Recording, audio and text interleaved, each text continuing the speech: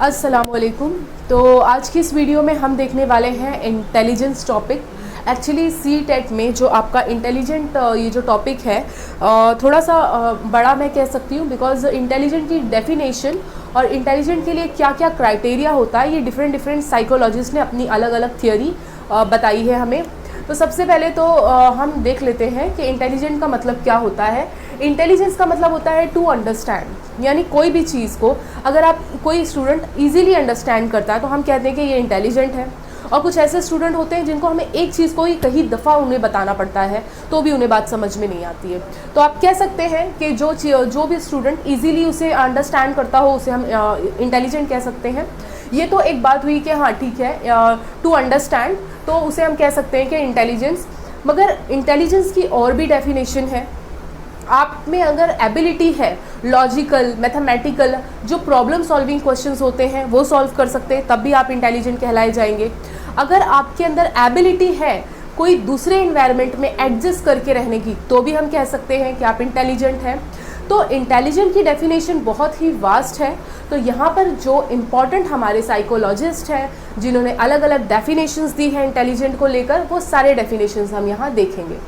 तो चलिए स्टार्ट करते हैं। सबसे पहले इंटेलिजेंट का कॉन्सेप्ट आया तो यहाँ पर एक आईक्यू का कॉन्सेप्ट आता है।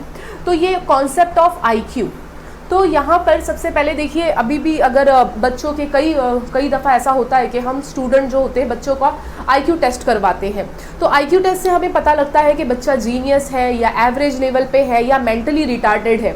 तो देखिए यहाँ पर टेबल दिया है, ये टेबल आपको याद रखना है और इसमें भी सारे डेटाज आपको याद नहीं रखने हैं। इसमें जो है जैसे कि अबव 130, अगर उस बच्चे का आईक्यू लेवल 130 है तो वो बच्चा कैसा है, सुपीरियर है, वेरी सुपीरियर, जिसे आप जीनियस या गिफ्टेड चाइल्ड कह सकते हैं, बहुत ज़्यादा जीनियस है। तो ऐसे लोग अगर हम देखें वर्ल्ड में तो 2.2% ही पाए जाते हैं।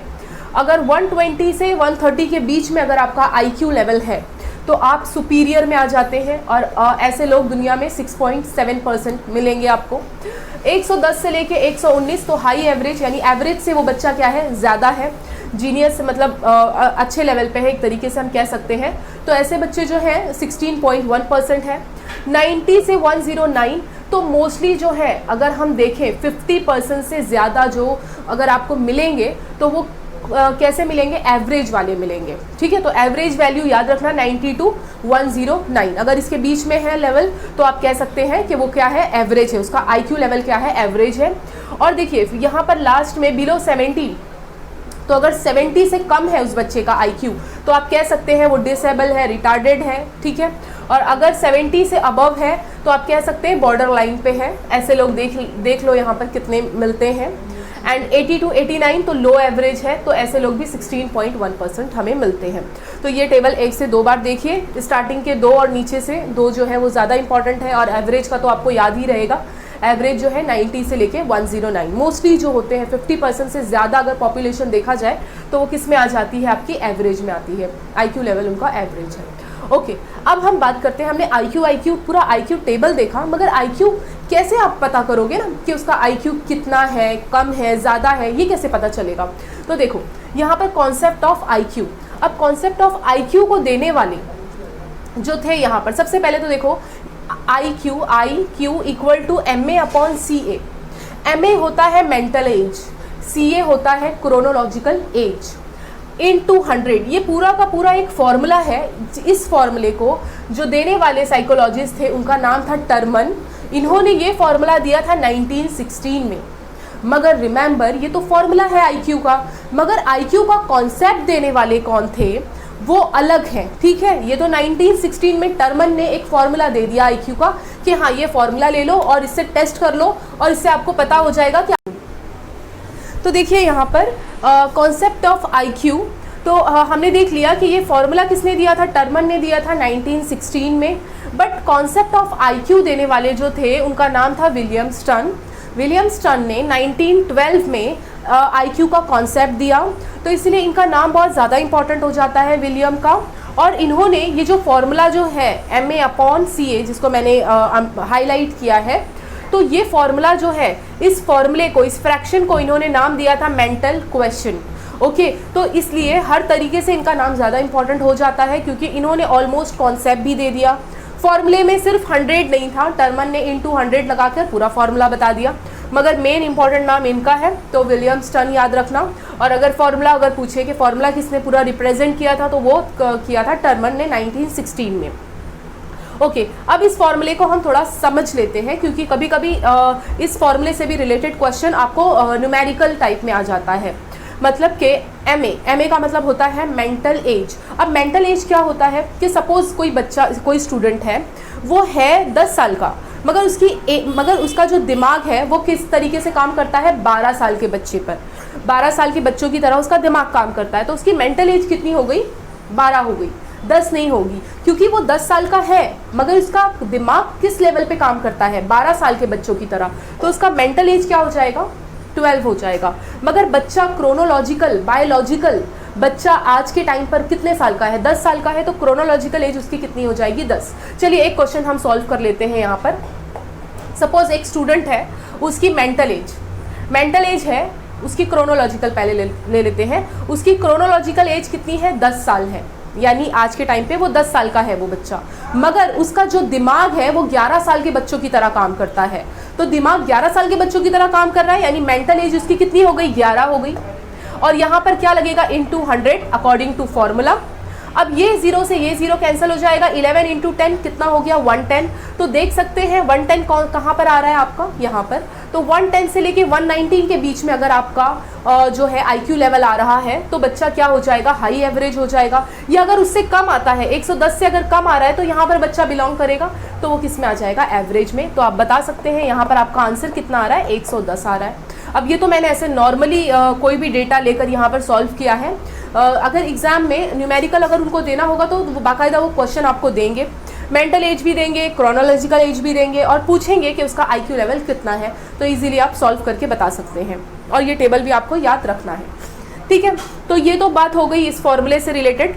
तो मेंटल एज जो है, मेंटल एज का कॉन्सेप्ट किसने दिया था, concept given by Alfred and Simon, ये दोनों साइकोलॉजिस्ट ने मिलकर इस कॉन्सेप्ट को दिया था। तो आपको ऑप्शन में चेक करना है, मेंटल एज का कॉन्सेप्ट देने वाले ये दोनों थे। बट इन केस अगर एक ही साइकोलॉजिस्ट का नाम है तो आप टिक मार्क कर सकते हो, बट बेटर है कि दोनों अगर हैं तो दोनों के साथ आप जाएं, वो आपका सबसे बेस्ट ऑप्शन होगा। और इवन ये जो अल्फर्ड बिने थे, इनको फादर ऑफ IQ टेस्ट भी बोला जाता है, फादर ऑफ IQ टेस्ट, क्योंकि सबसे पहले टेस्ट IQ टेस्ट के बारे में ये करने वाले जो थे वो कौन थे, अल्फर्ड बिने थे। तो याद रखना है, फादर ऑफ IQ टेस्ट भी किसको बोला जाता है, अल्फर्ड को बोला जाता है। तो प्लीज़ यहाँ पर सारे साइकोलॉजिस्ट के नाम आपको अच्छे से ध्यान में रखने हैं। अब देखिए IQ टेस्ट का आधार किस पर होता है, क्रोनोलॉजिकल एज पर, यानी इसका मेन जो आधार है वो कौन है, क्रोनोलॉजिकल एज। तो अगर आपसे ये भी क्वेश्चन अगर घुमाकर पूछ लिया जाए कि IQ टेस्ट का मेन बेस या आधार क्या है, तो आपको बताना है क्या है, क्रोनोलॉजिकल एज है। अब बात करते हैं हम, अभी मैंने आपको बताया कि इंटेलिजेंस की तो डिफरेंट थियोरी है, जो अलग अलग साइकोलॉजिस्ट ने अलग अलग थियोरी बताई है। बट यहाँ पर आप यूनिफैक्टर थियोरी होगी, 3 रिंग मॉडल होगा, बहुत सारे हैं जो कि हम आगे देखने ही वाले हैं।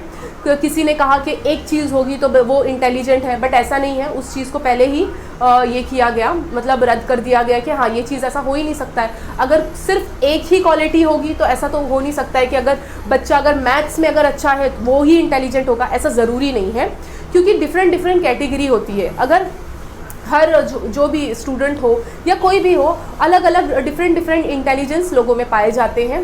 तो चलिए अभी हम यहाँ पर थोड़ा सा एक मीनिंग समझ लेते हैं, क्रिएटिविटी और इंटेलिजेंस, क्योंकि ऐसा बोला जाता है कि हाँ इंटेलिजेंस क्रिएटिविटी दोनों एक साथ होना चाहिए, या दोनों एक साथ नहीं होगी तो क्या है। तो हम देख लेते हैं, क्रिएटिविटी और intelligence relation between is positive, यानी अगर हम बात करें क्रिएटिविटी की और हम इंटेलिजेंस की, तो ये दोनों ही पॉजिटिव वे में हम इसको यूज़ करते हैं। अब हम समझ लेते हैं कि क्रिएटिविटी में क्या क्या चीज़ें आती है और इंटेलिजेंस में क्या क्या है।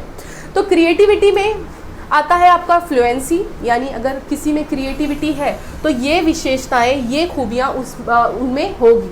क्या कौन कौन सी खूबी होगी, अगर वो बच्चा, अगर वो स्टूडेंट क्रिएटिविटी है तो उसमें फ्लुएंसी होगी, फ्लेक्सिबिलिटी होगी, ओरिजिनल, इलेबोरेशन, यानी किसी चीज़ को किस तरीके से वो रिप्रेजेंट करता है, डाइवर्जेंट थिंकिंग होगी, उस स्टूडेंट में डाइवर्जेंट थिंकिंग आपको मिलेगी। डाइवर्जेंट थिंकिंग यानी कि डिफरेंट डायरेक्शन में सोचना, यानी जैसे हम convergent thinking and divergent thinking पर भी ऑलरेडी मैंने वीडियोस बनाई है, तो आप उसे भी देख सकते हैं, बट इट्स ओके, मैं यहाँ पर भी आपको एक्सप्लेन कर देती हूँ। डाइवर्जेंट थिंकिंग में आपका एग्जाम्पल आता है open ended question. Open ended question यानी जिसके ऐसे क्वेश्चन जिसके मल्टीपल आंसर्स हो, तो बच्चा क्या होगा, डिफरेंट डायरेक्शन में जाकर वो सोच सकता है। अब हम इंटेलिजेंस पे आते हैं, तो इंटेलिजेंस में थिंकिंग जो होगी स्टूडेंट की वो कैसी होगी, कन्वर्जेंट थिंकिंग होगी। कन्वर्जेंट थिंकिंग का मतलब होता है क्लोज एंडेड क्वेश्चन एग्जाम्पल के तौर पे, यानी जैसे कि कोई क्वेश्चन है और उसका आंसर क्या है, एक ही है, डिफरेंट आंसर नहीं हो सकते। जैसे कि मैंने कोई स्टेट का आपको, कोई कंट्री का मैंने आपको कैपिटल पूछ लिया, तो वो तो वही होगी ना, उसके डिफरेंट तो नहीं होंगे। तो ऐसे क्वेश्चन जो क्लोज एंडेड होते हैं जिसका आंसर एक ही होता है, तो कन्वर्जेंट थिंकिंग उसमें पाई जाएगी, ऐसा बोला गया है। तो ये था हमारा रिलेशन बिटवीन, किस पे, ये रिलेशन बिटवीन हमने देखा है क्रिएटिविटी और इंटेलिजेंस में। अब यहाँ पर एक और पॉइंट देख लेते हैं। Terman in the 1920 found that person with high IQ were not necessarily creative. मतलब ये उन्होंने ये फाउंड किया 1920 में, ऐसा नहीं है कि अगर कोई स्टूडेंट या कोई ऐसा स्टूडेंट है जिसका IQ लेवल सुपीरियर है तो वो उसकी क्रिएटिविटी भी हाई हो, ऐसा नहीं है।